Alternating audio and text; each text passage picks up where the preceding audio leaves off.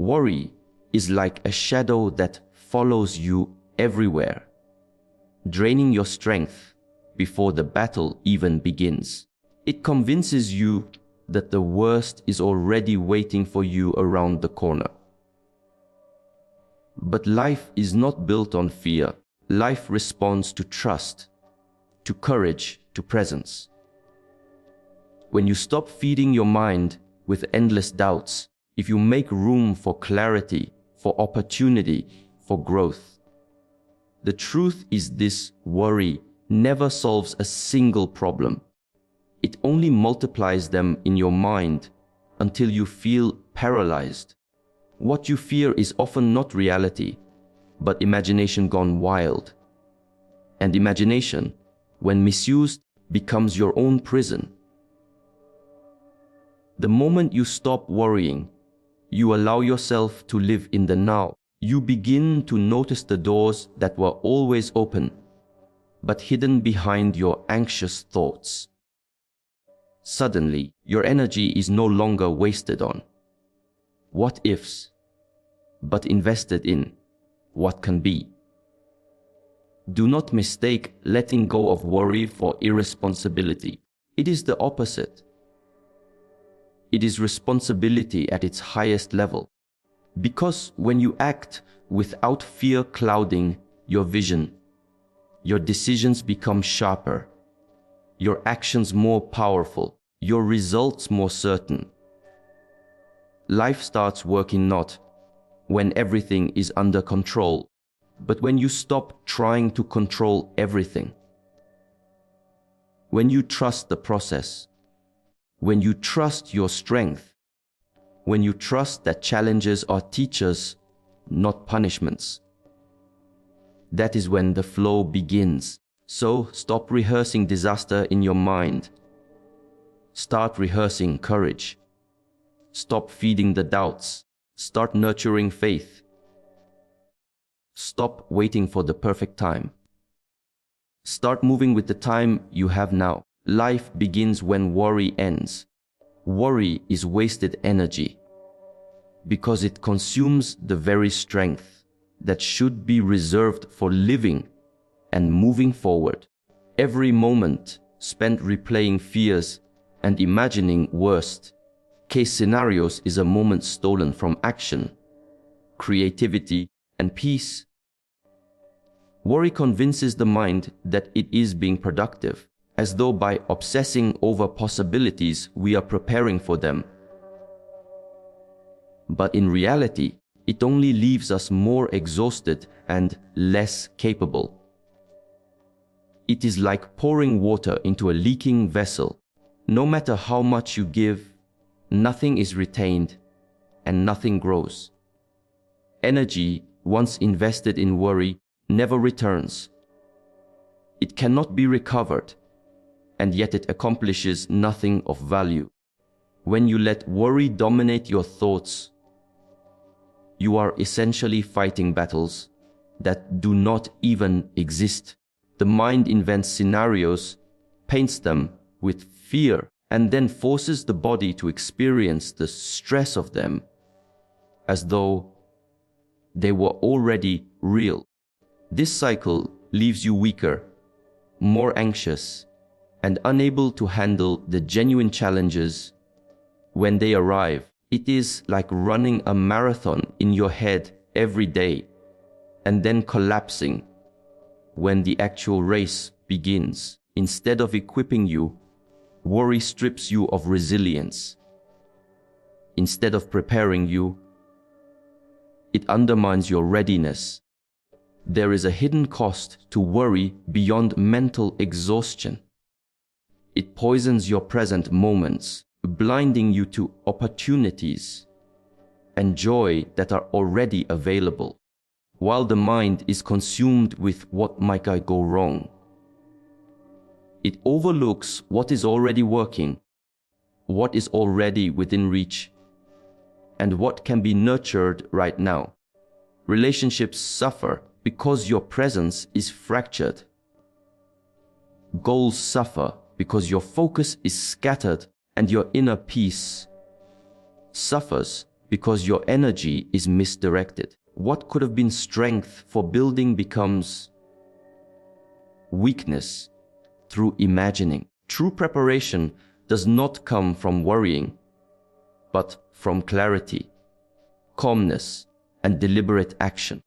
A quiet mind sees solutions, where a worried mind sees only problems. The difference is not in the circumstances, but in how you direct your energy. When you withdraw your energy from the endless cycle of worry and place it into intentional steps, you discover that most of the things you feared were never worth fearing at all. Worry wastes, but focus builds. Fear drains, but trust restores. The energy you waste in worry could instead create progress, growth, and the very solutions you thought were out of reach. Fear lives in imagination, because it is rarely born from reality, as it is but from the mind's ability to magnify what could happen. The human imagination is powerful. It can build dreams, create art, and shape visions for the future, yet that same power can also be turned against us. When imagination is hijacked by fear, it creates stories of disaster that are so convincing they feel real. A person begins to suffer before anything has even happened, caught in the grip of possibilities that may never come true. Fear paints vivid pictures of failure, rejection, and pain, and the body responds as though these events are already unfolding. This is why the heart races, the palms sweat, and sleep is stolen, not because of reality, but because of imagined outcomes. Most of the fears that hold people back are never realized. They exist only in the mind as rehearsals for catastrophe. Yet the mind cannot always distinguish between what is vividly imagined and what is actually happening, so it reacts the same way. This is why imagination is both a gift and a danger. When misused, it becomes a stage for nightmares, a canvas where fear writes its false stories. A person who lives too much in this space never truly lives in the present. They hesitate, they doubt, and they shrink away from opportunities because their imagination has convinced them that stepping forward will only lead to harm. What makes fear in imagination so deceptive is that it feels protective. The mind says, if I imagine everything that can go wrong, I'll be prepared. But in truth, this only weakens resolve. Instead of walking with confidence, one walks with hesitation. Instead of focusing on solutions, one becomes trapped in problems that don't yet exist. Fear in imagination chains the spirit, making freedom and growth feel dangerous instead of natural. It convinces people that safety lies in avoidance, when in reality, avoidance only builds regret. When the imagination is redirected from fear to possibility, everything changes. The same power that once created images of disaster can create visions of victory. The mind that once rehearsed failure can begin rehearsing success. Imagination was never meant to imprison. It was meant to expand. By recognizing that fear lives in imagination, we gain the power to see through its illusions. The shadows fade, the false stories lose their hold, and life becomes something we can face with clarity instead of dread. Presence unlocks opportunity because it brings the mind and heart fully into the only moment that holds power. the present. When you are caught in worry about the future or regret about the past, you miss what is unfolding right in front of you. Life does not wait for distracted minds. It offers its gifts quietly, in real time, and only those who are truly present can recognize and embrace them. Opportunity rarely announces itself with certainty or loud signals. It often hides in small encounters, subtle shifts, and fleeting moments. To be present is to sharpen your awareness so you can see these openings when they appear. When your attention is divided, chances slip by unnoticed. You may sit across from someone who could change the direction of your life, but if your mind is trapped in rehearsing yesterday's mistakes or tomorrow's fears, you will not connect. You may have the ability to act on an idea, but if your focus is elsewhere, that idea fades before it can grow. The present moment is like fertile soil. It holds everything you need to plant and cultivate change. But if you are not here, you cannot plant, you cannot nurture, and you cannot harvest. Presence also unlocks clarity. When you are here now, you see things as they are, not distorted through the lens of fear or memory. A mind anchored in the present is calm and sharp, able to make decisions with wisdom instead of haste. Many opportunities are lost not because they were absent, but because they were hidden behind mental fog. By quieting the noise of endless thoughts and returning to the moment, you lift that fog, and suddenly what once seemed impossible reveals itself as possible. There is also a magnetic quality to presence. People are drawn to those who are fully engaged in the moment, because presence is rare. It creates connection, trust, and influence, all of which open doors to opportunities that distraction could never reach. Presence communicates value. Value for the person you are with, value for the task at hand, and value for life itself. And life responds by offering more to those who give it their full attention. When you master the art of presence, you stop waiting for opportunities to knock. Instead, you notice they were already here, waiting for you to open your eyes. Presence turns ordinary moments into stepping stones. And in this awareness, the flow of opportunity becomes endless. Letting go is responsibility because it means choosing to no longer carry what weakens you, distracts you, or holds you hostage to the past. Many believe that clinging to everything, every mistake, every fear, every burden is a form of responsibility, as if holding on proves strength or loyalty.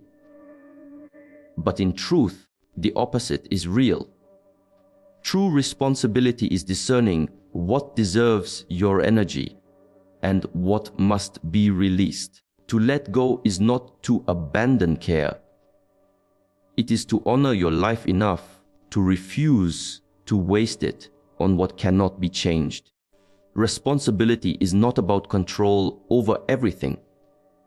It is about control over yourself, your choices, your mindset, your direction. Holding on to old pain, grudges, or imagined futures is not responsibility. It is avoidance disguised as commitment. The responsible act is to face reality clearly. Some things are outside your control. Some chapters have closed, and some people cannot walk with you into tomorrow. To let go is to acknowledge these truths without resentment and to move forward lighter, freer, and wiser. Letting go also prevents harm. When you cling to anger, you poison your peace. When you cling to fear, you sabotage your growth. When you cling to doubt, you weaken your confidence. Responsibility means protecting not only your own path, but also the impact you have on others. By letting go of negativity and unnecessary attachments, you show up more present, more loving, and more capable. You become someone who acts from clarity rather than from wounds. That is a higher form of responsibility than dragging chains behind you. It is easy to mistake letting go for weakness, as though it means giving up or not caring.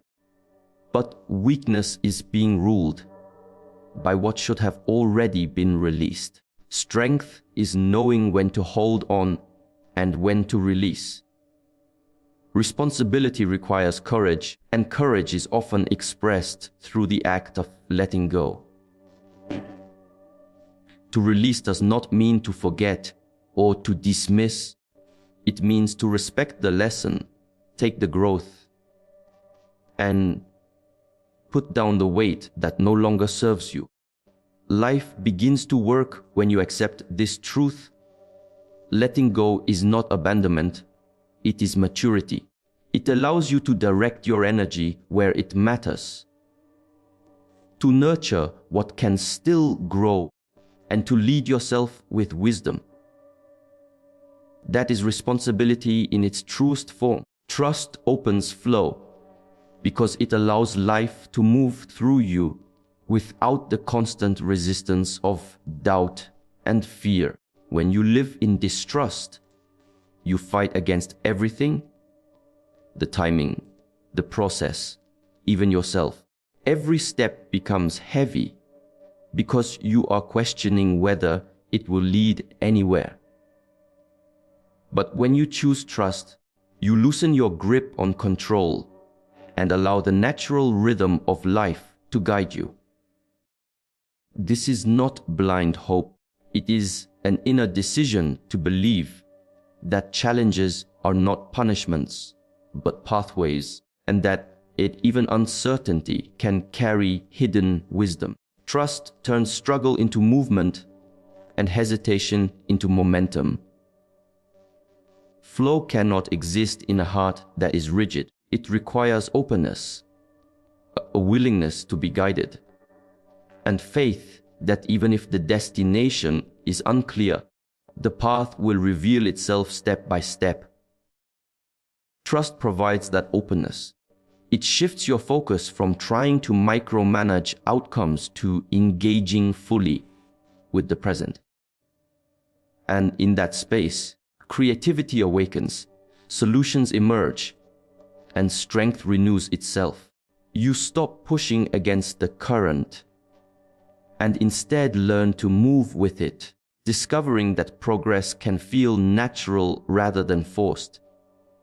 When trust is absent, every difficulty feels final, and every delay feels like failure. But trust changes your perception. A setback becomes feedback, not the end. A delay becomes preparation, not denial. Trust reframes the narrative from "life is against me" to "life is teaching me." And in this shift, flow begins to return. You move forward not with tension, but with confidence, not with fear, but with quiet certainty that what is unfolding has meaning, even if you cannot yet see it. Trust also deepens your connection to others.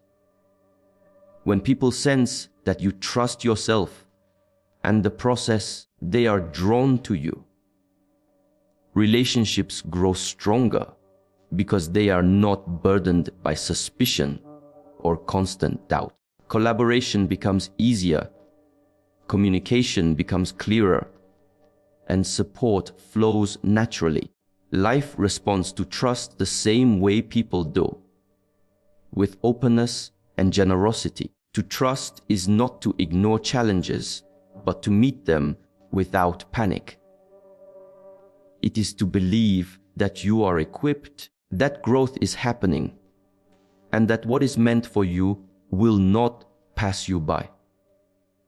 In that belief, you release resistance, and life begins to align with you rather than against you. Trust opens the flow because it aligns your spirit with the rhythm of life itself. Courage replaces worry because the moment you choose to face life with strength, worry loses its grip on your mind. Worry thrives in hesitation, in overthinking, in the constant replay of what could go wrong. It feeds on your doubts and magnifies them until you feel paralyzed. But courage interrupts this cycle. It does not erase the possibility of difficulty, yet it shifts your focus from fear of the unknown to trust in your ability to respond. Worry says, "What if I fail?" Courage says, "Even if I fall, I can rise again." That difference transforms weakness into power and anxiety into action. Courage is not the absence of fear. It is the decision to move forward in spite of it. When you allow worry to dominate, you remain stuck, waiting for certainty that will never come. But when you step with courage, even small steps, you prove to yourself that progress is possible.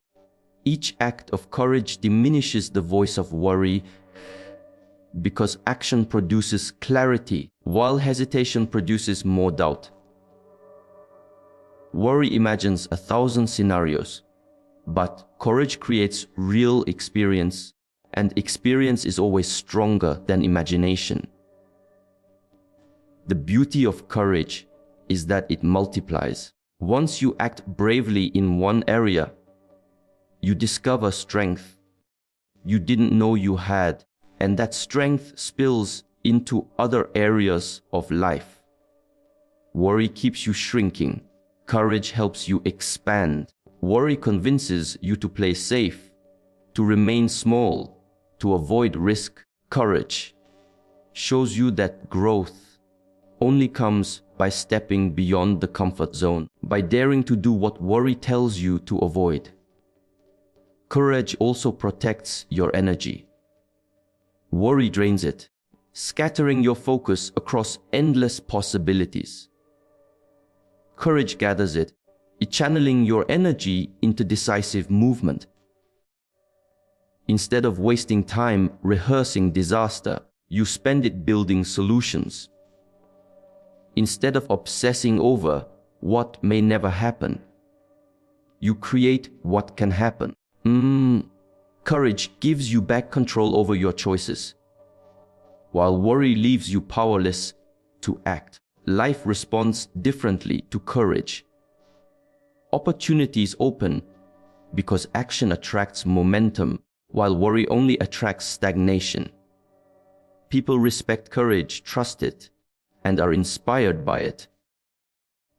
Most importantly, you begin to respect yourself because each act of courage is a declaration that you are stronger than your fears. In this way, courage becomes the antidote to worry, a steady flame that keeps burning even when uncertainty surrounds you.